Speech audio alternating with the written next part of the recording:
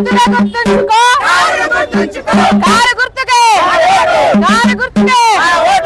తెలంగాణ, జై కేసీఆర్.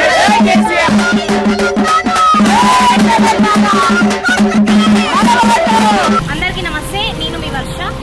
ఇప్పుడు జూబ్లీహిల్స్ లో ఎలక్షన్స్ జరుగుతున్నాయి. ఒకసారి మీరు ఆలోచించండి, గత 10 సంవత్సరాలు టీఆర్ఎస్ పార్టీ అధికారంలో ఉంది.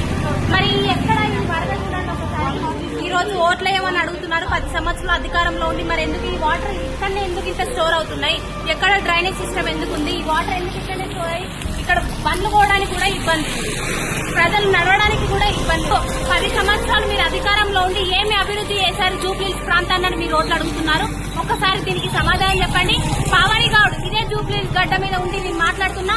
ఒక్కసారి డ్రైనేజ్ సిస్టమ్ చూడు, ఇది చూస్తే తెలుస్తుంది నీకు. నీ కళ్ళు ఎక్కడ పెట్టుకొని మాట్లాడుతున్నావు, ఇది చూస్తే తెలుస్తుంది.